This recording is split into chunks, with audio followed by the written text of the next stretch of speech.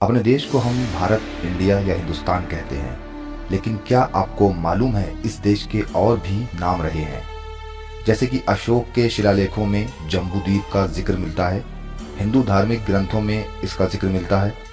अब यहाँ ये कह पाना मुश्किल है कि जम्बूद्वीप इस पूरे महाद्वीप को कहा जाता था या किसी एक खास देश को।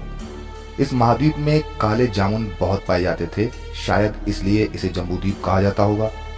अब आते हैं दूसरी तरफ। तिब्बत के लोग इसे गयागर और फाग्यूल कहते थे। चीन के लोग इसे अलग अलग वक्त में इसे अलग अलग नामों से बुलाते रहे हैं, जैसे कि त्यांजू और ज्वांदू और येंदू नाम।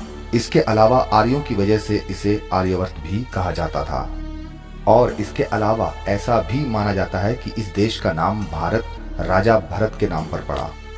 ऋग्वेद में तकरीबन 300 कबीलों का जिक्र किया है, जिनमें से एक कबीले का नाम भारत था। इस कबीले के राजा का नाम सुदास था। ऋग्वेद में एक युद्ध का जिक्र आता है जिसे दशराज युद्ध के नाम से भी जाना जाता है।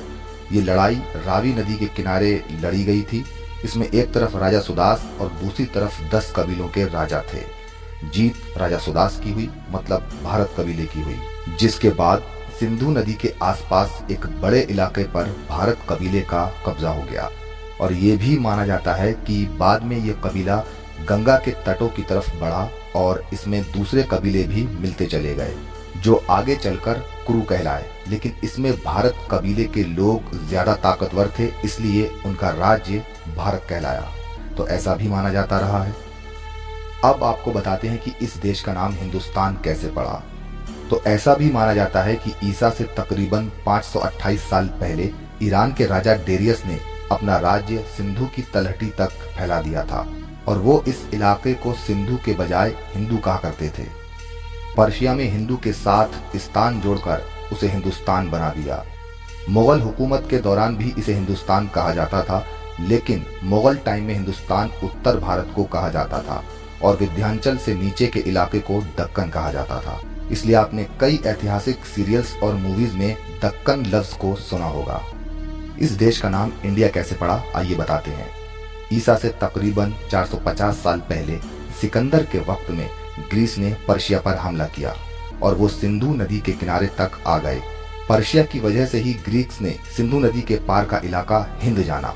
ग्रीक भाषा में हा की आवाज साइलेंट रहती है, इसलिए उन्होंने हिंद को इंड कहा। फिर यहीं से इंड्स, फिर इंडिका और इंडिया बना और बाकी यूरोपीय भी इंडिया लफ्ज का इस्तेमाल करने लगे। तो ग्रीस वासियों ने ही भारत को इंडिया नाम दिया।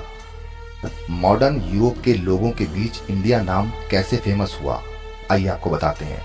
आपने एक बात नोट की होगी कि पहले जो भी यूरोप की कंपनियां भारत में आईं, उन सब के नाम के साथ ईस्ट इंडिया लगा था, जैसे कि French east India, British east India और डच ईस्ट इंडिया। ऐसा क्यों होता था, बताते हैं। दरअसल इसके पीछे की वजह है क्रिस्टोफर कोलंबस। कोलंबस ने अमेरिका की खोज की और उसने समझा कि उसने इंडिया को ढूंढ लिया। यही वजह है कि अमेरिका के जो मूल निवासी हैं उन्हें रेड इंडियन कहा जाता है।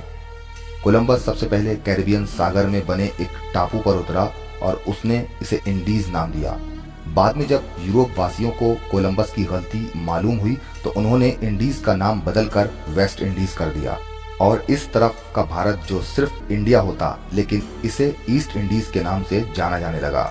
इसे बाद में ईस्ट इंडिया नाम से भी पुकारा गया।